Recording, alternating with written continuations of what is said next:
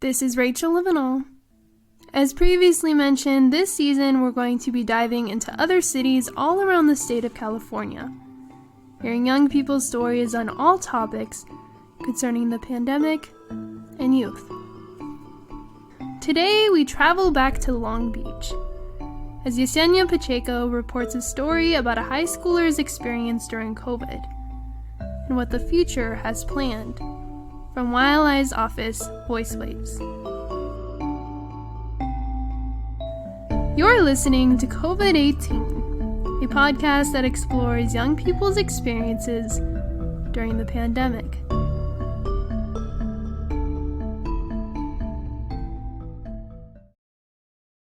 How many classes are you taking this semester? 8. Wow, jeez. Nereida Nieto is a high school senior who is used to having a lot on her plate, especially her life pre-COVID. Pre-COVID, I feel like I was really busy. I kind of had a go schedule. It was kind of I would go to school, and then during lunch I would have meetings. During snack I would have meetings, or when I didn't, I would just be with my friends in the quad. Our school has a little hangout area, but also during clubs, my friends would be in the clubs with me, so it was kind of I was always on the go. After school, I would stay for volleyball practice, and that was what kind of kept me active. Every year was different because some years I did other sports and other years I just did volleyball.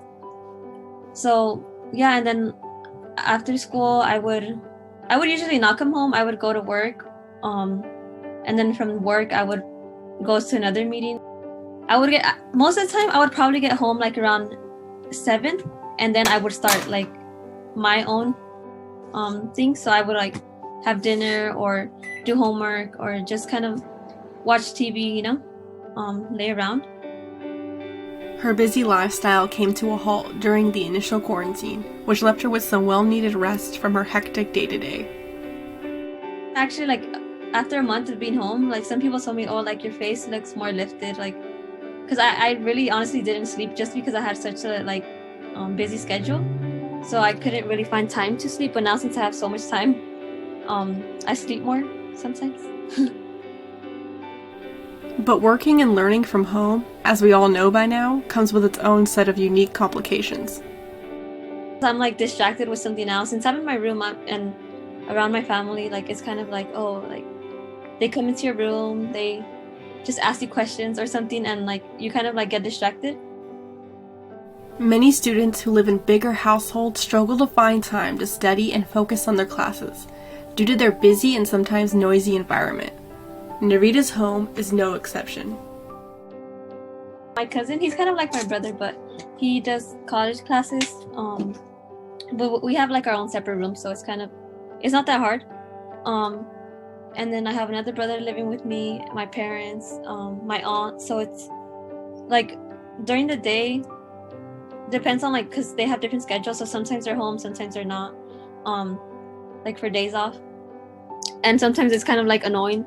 But yeah, it hasn't been that hard just because I don't have a lot of younger siblings. So that's kind of been the easiest part. While the family's schedules intertwined, Nereida's mom started showing symptoms of COVID-19, and so she went and got herself tested. And then her results came back and she tested positive. So then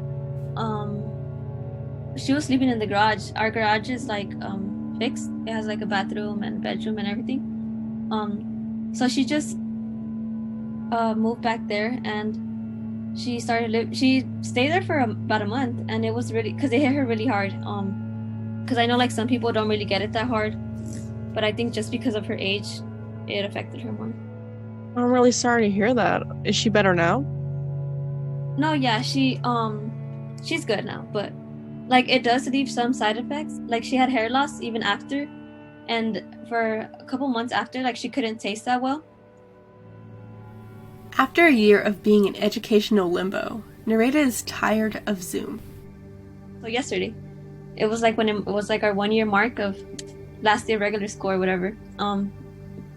But yeah, and then we went on to online school. It was kind of we didn't go straight into like Zoom meetings every day. We kind of went into like, oh, I'll assign you Google Classroom assignments and you'll just do them, and then yeah, that's it. You'll get your grade.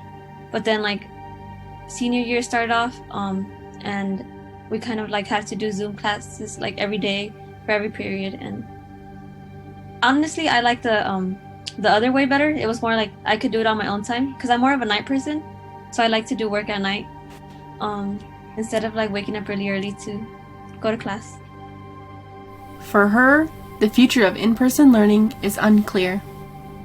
Just me thinking about going to in-person learning is kind of weird, just because I'm so adjusted to online, and it's more comfortable just because I get to stay home, but I much rather have in-person learning. Narita describes what being back on campus might be like for her. And for lunch, I guess you just get to go through the cafeteria, and you have to go back to a classroom to sit 6 feet away from everybody. So it's kind of like there's no point, because I think that's why the reason why we'd all want to go back is because just like seeing people and interacting with people, but they're not really like letting us do that. One thing she has been enjoying recently is being able to spend some quality time with her friends. Honestly, like I hang out with 2 friends on the most, and I just been able to spend more like quality time with them and with my family instead of having like a larger group, and it's kind of been better. And in doing that, she has been able to form a deeper connection not only with her friends, but with herself. I don't think I'm the same person I was a year ago. I feel like also just because of age, I matured more, but I kind of just realized like what's more important, and like who's really going to be there for you when things get tough, and it really comes down to a couple people. Although she's had a tough year, Narita keeps a positive attitude and encourages others to do the same. I would just say like kind of focus on yourself all the time, and even though like we can't go out right now as much as we would like to, I think that's definitely what keeps us more alive, but just going to the beach or going on walks, just places that you can kind of just sit around, or like start reading, listening to podcasts like this one, or just watching movies with your friends. Just make sure to stay safe, obviously. And yeah, just try to keep yourself lifted up. I know it's hard and we're all like going through it, obviously. But I think definitely I see like a brighter future. This is Yesenia Pacheco, signing off from Voice Waves, located in Long Beach, California.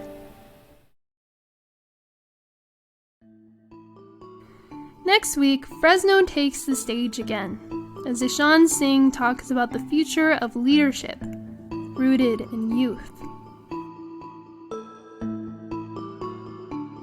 This is a production of Voice Waves Long Beach and Youth Leadership Institute.